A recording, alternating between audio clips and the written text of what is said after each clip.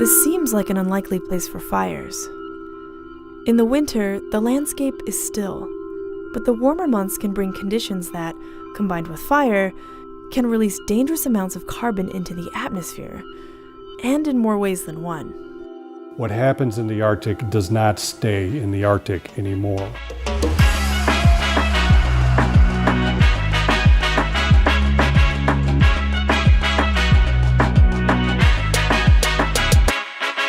I see that you're wearing a hat with a logo on it. Can you describe what that is? You don't have to take your hat off. Well, that's good.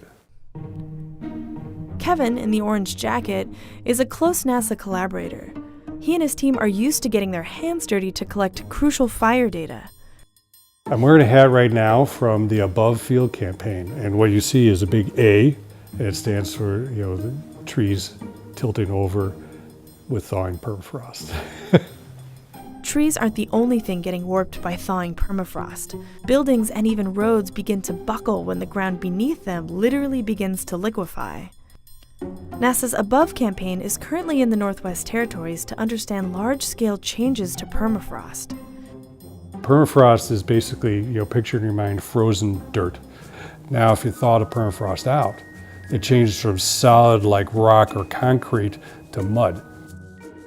If you watched season 1 of NASA Explorers, then you know that permafrost stores huge amounts of carbon. As a matter of fact, twice as much as what's currently in the atmosphere today. Now, thankfully, permafrost thaws really slowly, and therefore releases carbon really slowly. But here's where it gets complicated. Fires in the high northern latitudes, permafrost regions, are getting larger, they're getting more frequent, getting more intense. In the past, permafrost has had a reliable layer of insulation, mostly moss. But if you have a fire, it burns off the vegetation. The insulation is essentially removed. To summarize, changing climate means more fires, more thawing, more carbon in the atmosphere, and that accelerates warming. Permafrost is one of those important factors that affects life on Earth, yet it isn't really in the public eye, unless you live on it. But for Kevin, understanding this phenomenon is the best way to make the biggest difference. See, way back in the 80s when I was in college, my mom got cancer and was dying. And I remember the last time I saw her, we were sitting down and she was in bed very sick. And she asked me, what did I want to do? And until then, of course, I was a typical teenager in college. I had no clue.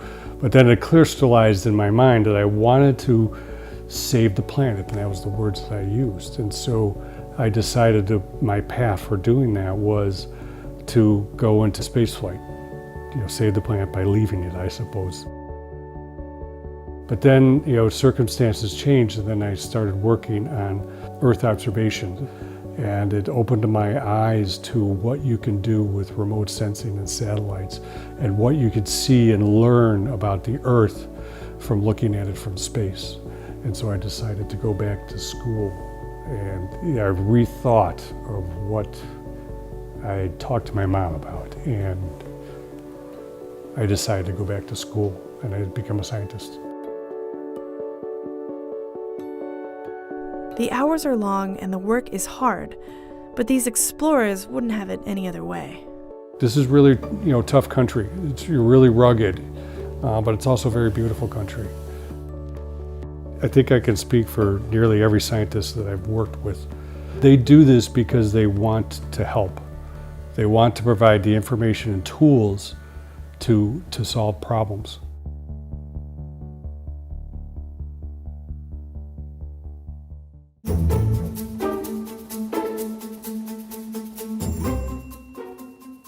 NASA is a big and capable organization, but Earth science is a subject far too big for one country, one agency to tackle all by itself.